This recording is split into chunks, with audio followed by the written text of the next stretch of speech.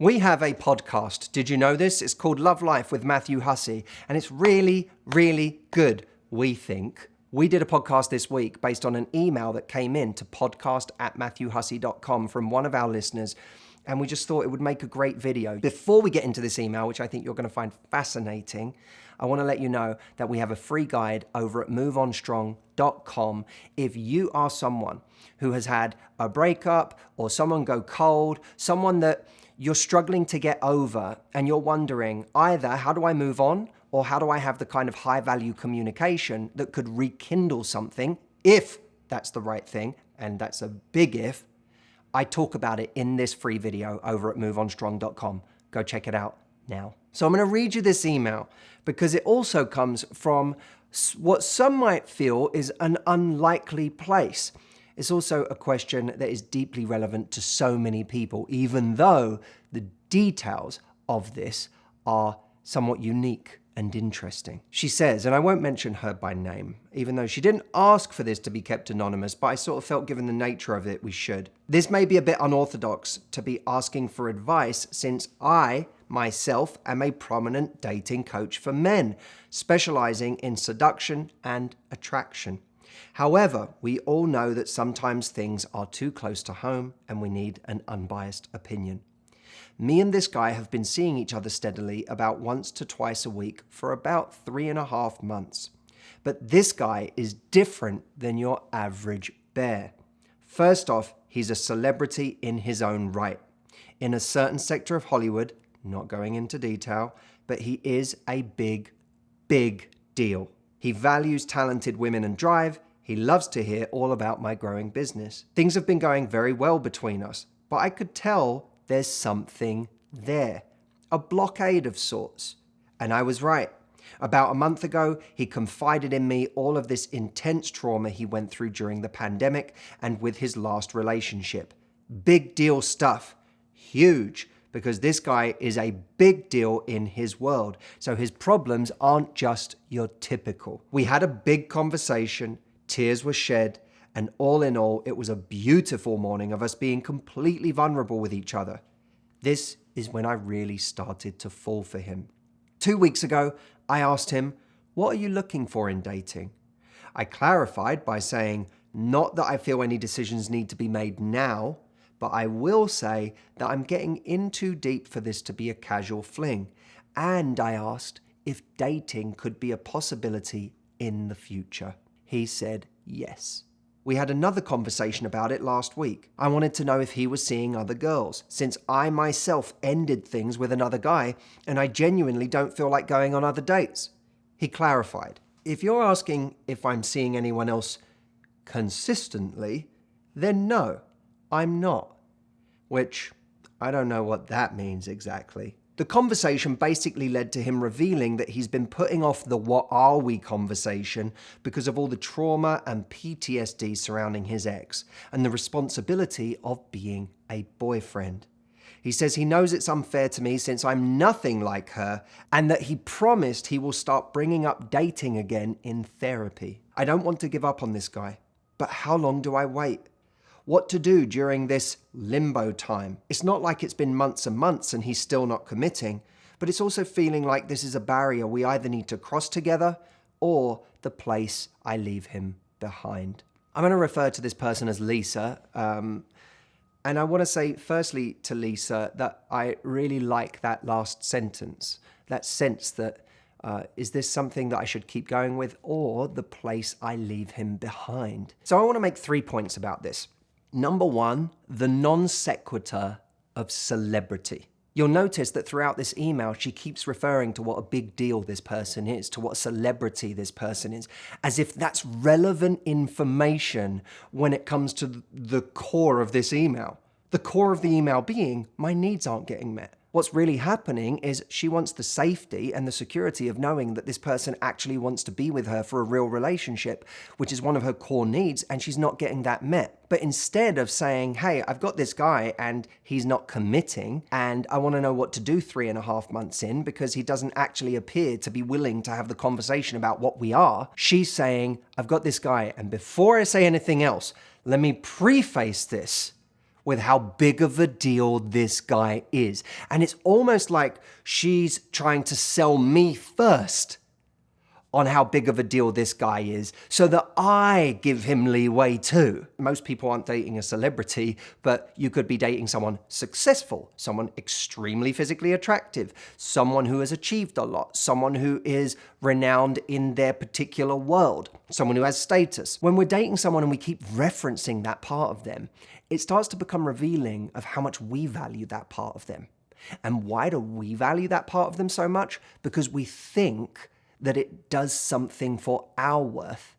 If we think that our stock is rising by being with someone like that, then we see that quality as really important and we don't want to lose it. We start to see that person as rare. Will I ever get someone like this again? I might not. And you can feel her fear in losing him, even in the conversation that she has with him, that's supposed to be a conversation about boundaries, where she says, hey, I don't want to do the casual thing anymore. I asked him, what are you looking for in dating? I clarified by saying, not that I feel any decisions need to be made now. Well, now you've just removed all of the stakes from the conversation. I'm not going anywhere, even if you tell me you're not looking for anything in dating. No decisions need to be made now. What decision are we talking about? We're not talking about marriage. We're talking about perhaps you don't sleep with anyone else right now, and I don't sleep with anyone else right now, and we see where this goes. It's not the biggest decision in the world. Can we just also talk about the fact that when asked if he was seeing anybody else, he says, if you're asking me if I'm seeing anyone else consistently, I didn't say consistently. I just said, are you seeing anyone else? You added consistently. Now, the second point I want to make, I am calling the Goldilocks Pain Paradox. Yes, it's a mouthful, Jameson. Why do I call it the Goldilocks Pain Paradox? This guy is citing pain as the reason why he can't give her what she wants. And, well, she says he's not your average bear, didn't she, in the email? And I was thinking of Goldilocks and the three bears. In this particular fairy tale, he would actually be Goldilocks. I like to think of this guy having these three different porridges, the too cold, too hot, and just right. The too cold porridge is him saying, not having sex with you, not getting the girlfriend experience from you, not being able to see you whenever I want for the intimacy that I crave. Too cold.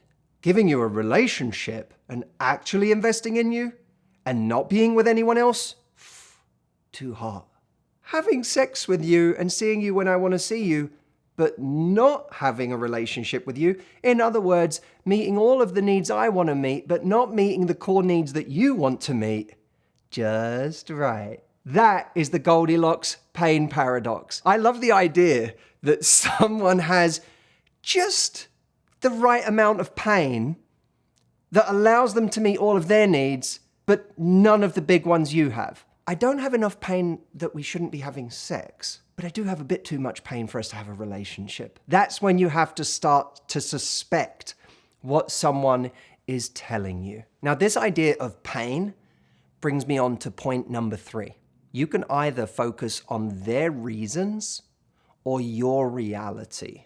I don't know this man, but it's entirely possible that there is real PTSD from things that he's been through in the last couple of years that make it impossible for him to have a relationship right now where he's truly committed and invested. It's also possible that this is a very elaborate excuse for not committing on the level that she wants so that he can continue to sleep with other people. The point is, we don't know. And it's not our job to find out. It's our job to measure our own reality and say, is this reality making me happy? And then to have a conversation with this person where we say, look, I know that if I liked someone that much, I would want to give it a try, even if there were things in my past that made it difficult. I don't need it to be, we're getting married. I don't need it to be, we know we're going to be together, because we don't know each other well enough yet. All I know is that I'm willing to actually give it a try with you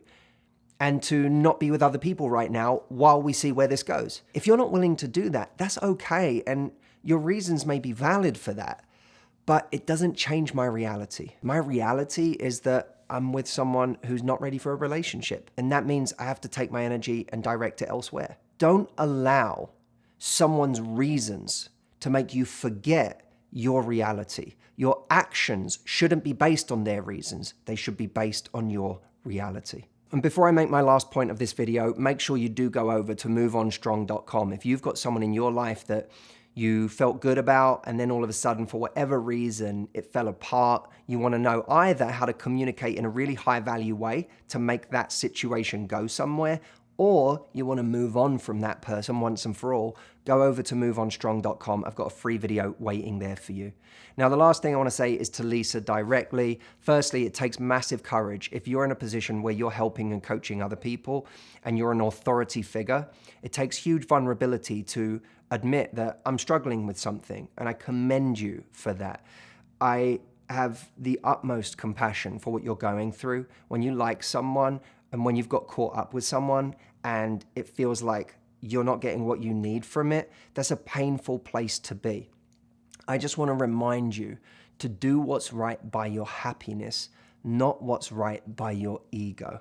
And I think if you listen to your happiness, you'll see that the right thing to do is either let this person know that there needs to be a path forward where you're exclusive, or that you need to move on and give your energy to something or somebody else, and that there should be no real gray area between those two things. Thank you. I love you all. Leave me a comment. Let me know what you thought of this video. Like this video, subscribe to this channel, hit the notification bell so that the next time I have a video, you are notified, and I'll see you then.